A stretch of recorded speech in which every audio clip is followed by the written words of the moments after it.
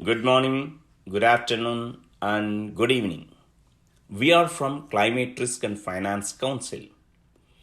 As a part of our webinar series, today we would like to discuss on climate and sustainability mainly from practitioner's point of view. Today's speaker is Mr. Sailendra Singh. He is the founder and CEO of Sustain Mantra and also the board of director in Climate Risk and Finance Council. He is a seasoned professional and played various roles in multiple national and international organizations, currently providing consultation services on sustainability, covering various aspects which includes baselining ESG footprint, developing a sustainability strategic plan, developing internal standard operating process and methodology for sustainability and many other things. Without losing time, I would like to hand over the session to Sailendra Singh sir. Over to you, sir. Okay. So, I'll probably take about 20 minutes or so to go through a few slides. And at the outset, I must say I'm not somebody from the finance background or banking or regulation or anything of that sort, but more a practitioner of sustainability initiatives across various companies or uh, particularly in India. So whenever we think about sustainability, I think the first thing we should always revisit is the fact that the way our planet Earth was designed before we came into the picture was all about sustainability, really. There's no concept of waste. Everything was, circular in its use, and and so what you see on the left hand side is how the earth kind of existed for many years. Now, as we came in as human beings, and with all our industrialization, etc., in a very short period of time, we see this picture on the right hand side, which is really a graphical depiction of greenhouse gas warming, greenhouse gas emissions, which causes global warming. Now, in the last 150 years, we have really exploited the bounty of the planet in such an extreme manner that we are now looking at severe issues possibly in the next 30 to 40 years. And some evidence of that we can already see happening, in terms of droughts and rainfall and floods and things like that. So it's always good to keep this in mind, right, as a starter. Now, so the one thing that's also happened is that at some point, there was this whole debate whether climate change is real, what is the science behind it, is it really going to happen, all of that. But the narrative is now firmly, those kind of questions are all out now. And there are less and less skeptics about what is climate change and what does all this mean. So what you see on the left hand side is actually a report from, I think it was McKinsey, that put out a report on what would it look like at 1 degree and 3 degree and 4 degree temperature rise over the next 100 years. And clearly, many geographies get impacted significantly. Now, obviously, this change in the environment has consequences of severe weather, heat, increasing allergies, environment degradation, water and food supply. The population is going to grow 9 billion odd. Our soils are losing productivity. So how are we going to, and with temperatures rising, you'll have more deforestation, deserts, etc. So the land used for agriculture um, will reduce. Now, some of this, we have all read, we have all come across. some things, some articles or uh, information around that, but it's always good to go back. And some of these evidence, and this McKinsey report is really a good one. If you don't have it, I'll send it to you.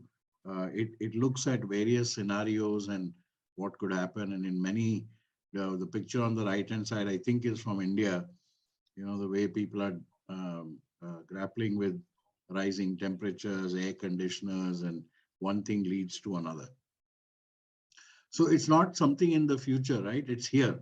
It's real. It's happening already. So when people talk about sustainability, you will hear so many words and so many things, but essentially, what you see on the right hand side is what the simplified definition of sustainable development means. Um, and this is not new. It was actually mentioned in 1987. Even the concept of circular economy is not new. It's been around for 30, 40 years. We just have woken up to it now.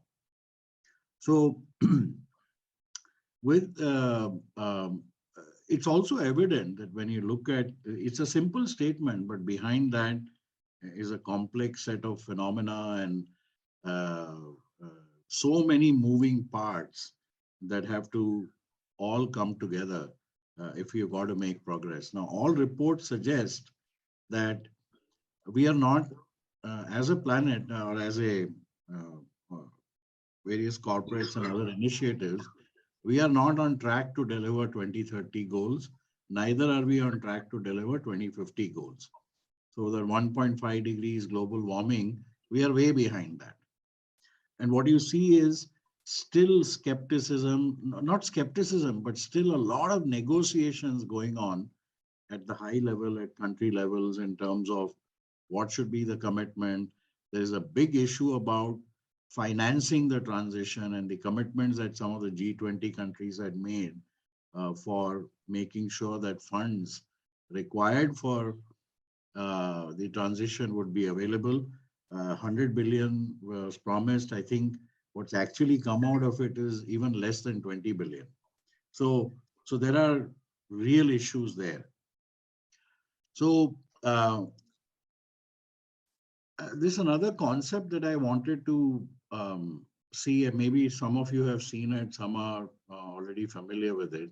But I like this in particular because it tries to bring two factors together. So what you see in this light green concentric circle is where it's the best for humanity, because in this circle you have not exceeded any planetary boundaries around ozone layer depletion, air pollution, so on. Whereas within this uh, inner circle, that you have reached high levels of social development. So if you have been able to get social development without transgressing planetary boundaries, then this is where you want to be.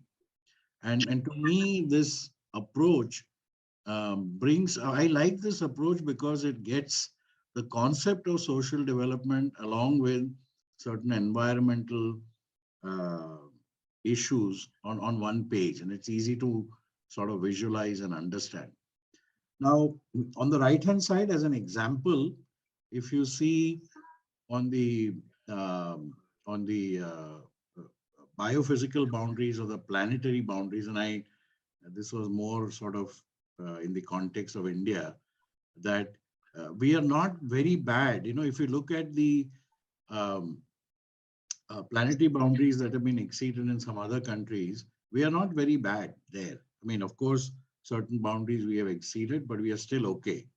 But if you look at the social side, you know, we are really at the bottom. And again, this is not something new, it's intuitive. We also know all of that. And one of the principal arguments of India has been that, hey, we are a developing country, and you know, you guys in Europe have achieved all levels of social development factors here. You got clean water, food, health, education, so on.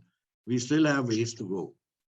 So that's been the argument of India, that or India and even Africa and several developing countries, that the global north enjoyed has achieved social development goals through this period of extensive industrialization, whereas those same benefits are not yet available to developing economies.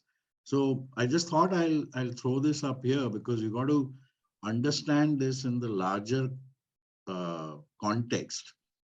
I don't have to say that it is a complex issue, but uh, as I'll show in the next slides, that the more complex we make an already complex situation, it's only going to lead to a lot of debates and arguments and all of that. Whereas when we are falling behind the targets, do we really have the time to be arguing and debating, or is it the time for action?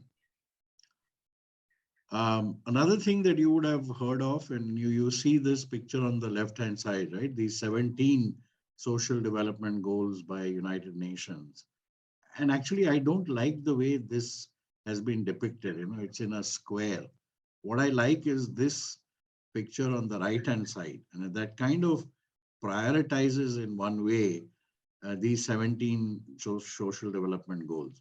And the concept here is, and this actually was developed by the Stockholm Resilience Center, and it tells you, to that the social development goals are important, but the concept here is that if your biosphere or your planet is not good, you know, then society cannot survive, and if society cannot survive, then economy cannot survive.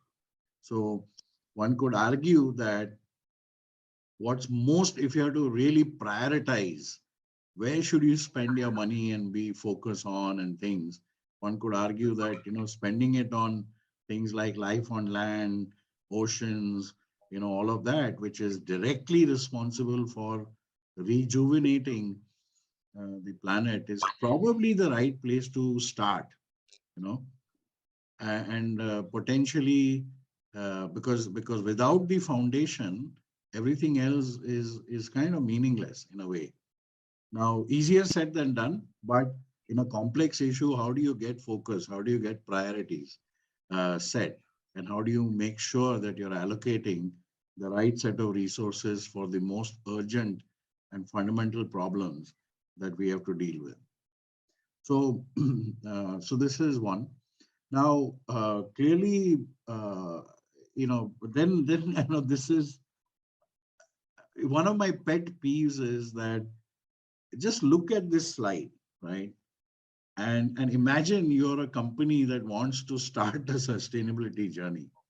There's so many complexities that we are bringing in at a global level, at a regional level, reporting standards, you know, and as whole integrated reporting, etc. So I've been a critique of these various standards, and I've actually made several comments. And I was particularly happy to see, I think about 6 months ago, that of the 35, 36 odd formats, they have finally started to now converge. And some have merged together so that they are working and trying to. I believe that anything more than 4 to 5 formats which do not have global applicability, I think it's meaningless. So just navigating this maze of requirements and different ways that things are being interpreted um, becomes, almost you feel it intuitively that we aren't going to make progress because, and I deal with several company owners, individuals, corporate heads, and very often I hear that God knows which format to follow, and all of these formats are evolving. And for every 4 formats that merge, 3 more are coming out. So somewhere one has to bring uh, simplicity uh, and find common grounds across all of these formats with the basic intent that these formats should be applicable around the world. with some. So you could imagine like a master format, and then have one variant for developing economies, one variant for developed economies, but all drawing off that source. Um, and again, here, look at the ESG raters, right? And most of you are bankers and from the financial community, and every sort of financial actor has got their own uh, ESG score or assessments, or and then outside of this, and so you can see many of them have made acquisitions. So clearly, the fact that ESG is an important thing, important parameter, uh, is playing out even on the financial actors, not just banks and private equity investments. You must have all read Larry Fink's recent letter to his CEOs, etc. On the right hand side is, then there are, again, this is also not complete, but you have other uh, things. So it doesn't take a rocket science to figure that how am I going to uh, one. So in my mind, there are two things, right? Is reporting important, or is it actions that we've got to take at a either at a country level or a corporate level? What's important? And if we obviously corporates want to report and have a communication strategy for all their stakeholders, but then which formats do we go? What do we follow? Um, in India, again, as you know, SEBI has come out with their own versions. They are drawing or they are drawing it on the basis of GRI, but they have come out in they come out with what they call a business sustainability reporting, business responsibility and sustainability report. It's still voluntary, but I believe in the next 1 or 2 years, this will become a compliance, although it starts off on a voluntary basis. Now, so this is actually my last slide. I have other things, but I thought I'll stop here, because with this group and what you're trying to do, what I'd urge you to do, I don't know enough of the background and how banks work and how your rating systems develop, but to my mind, this is the problem that we are trying to solve in terms of how do we simplify it, how do we make sure that we are using metrics that are relevant to the climate change crisis, if I may use the word, and then of course how that gets integrated into the financial reporting and other things. So my own prediction is that eventually several of these formats and frameworks will collapse into a few of them that will have more relevance. Right now there are too many, and I mean, they control huge amount of assets globally, but all it takes is one, and I hate saying this, but when you look at this picture that everyone's talking about on Netflix, Don't Look Up, it takes one event of enough magnitude for things to really speed up, and really the simplicity to come from um, from this maze of things. So fundamentally, if you've got to make progress, imagine this, right? Climate change is not specific to India or Europe or US. If it happens, it's going to impact everybody. It doesn't matter whether Europe is way ahead of the game, because that doesn't protect them if the rest of the world isn't up there. So at a very, very strategic level, at a very high level, what's missing is global collaboration across industry value chains, across even at a country level, people are still debating what's your role, how much did you pollute, how much did I pollute, so on and so forth. But then equally around the financial institutions and the frameworks. And so therefore, when I look at the narrative and when I look at the discussion, it's very clear that it is still seen as the mindset is a competitive mindset. It's not a collaborative mindset that actually is needed for making progress from a climate change perspective. Um, the COVID event has given some shock waves. It's kind of a learning opportunity, I guess. But so for example, supply chains have got disrupted. China was a big player. Now suddenly everyone's thinking about, what do we do? Um, if we don't have to depend on everything on China, how do we develop our local supply chain? And, can we get an alternate source equal or better than China, etc. So to me, it's only uh, a warning sign. It's a like a trial, you know. Um, and the recent IPCC report has actually called it like a red warning or warning, they call it, that hey, we are at the brink here, and unless we come together to look at um, how solutions can be sought, how they can be implemented, the speed at which we are in trouble. The last thing I want to say is that whilst, if you think about it, the actions are determined by politicians today, uh, and to maybe some extent bureaucrats. And I'm not sure that they are the right set of people who can make decisions, because for them, um, you know, the politicians are worried about power and about how do I get back into, how do I get votes and things like that. So if this climate change imperative or is translated into a language that politicians understand, one can, when they understand how is this going to contribute to GDP, how many jobs will this create, how will I get more people to vote for me, etc. I think then uh, they are probably on the same page.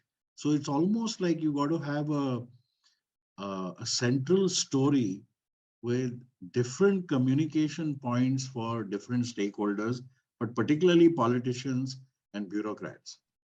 So if you look at Greta Thunberg, when she talks, the presidents and prime ministers of countries stop and listen. Now, of course, they have their own point of view about what she says and why she says it. So to some level, there is this skepticism at the real decision makers table. Uh, Again, when you look at, let's say, the COVID example, there are examples now. For example, the Prime Minister of New Zealand has, and in some other countries, a set of fantastic um, uh, benchmark. How do you deal with a crisis, of that nature? And she's been able to turn and they're probably one of the first companies to bring climate change laws into and regulations at a national level and making some progress there. So I believe there is a set of leaders that are thinking at the bigger picture, but unfortunately, many of the others are still in their um, own little myopic vision of what is relevant to them. Even in COP26 in Glasgow, there was this frustration from the developing economies about how the developed economy is looking at all of this and the level of um, cooperation, funding, so on and so forth. So I'll be honest with you, there are times I think that this is hopeless. It's not going to happen. Uh, and there are times where you believe that you got to just face this and go on, because hopefully at some point people will see what is the right thing to do. So I get as a sustainability practitioner, as somebody who's working on the ground, talking to various stakeholders, um, this frustrates me. Number one. Number two, what I also to some extent don't see as much in the narrative is there's a lot of talk about disruption of technologies, new technologies, disruption, so on.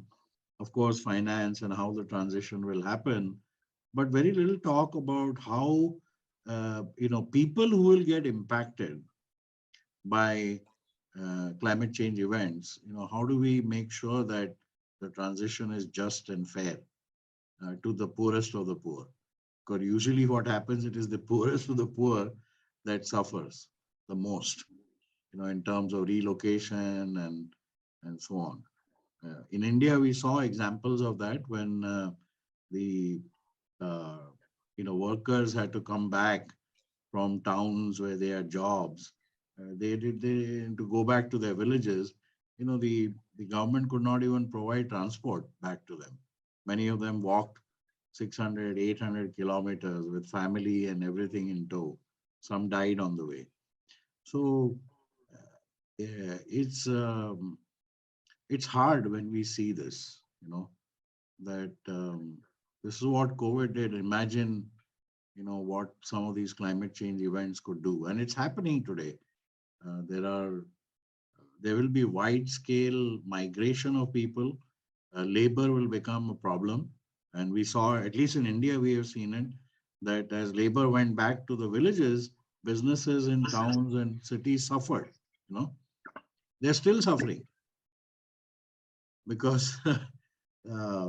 So sorry, I didn't want to get too carried away, but this really was. I thought I'll present something that is not financial in that sense, but gives gives an overall context of um, what's the scale of the problem, what is it that we are trying to address, how can we get collaboration on certain minimum principles of addressing this issue.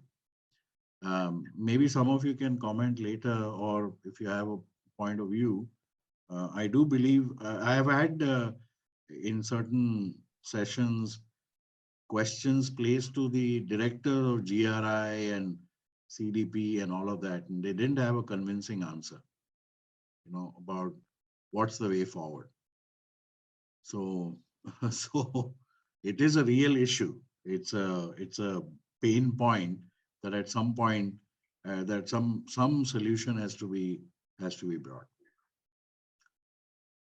Okay, thanks. That's all I had. But I don't know whether the idea was to sort of generate some thoughts and questions, and I think I'll be happy to answer anything if I can.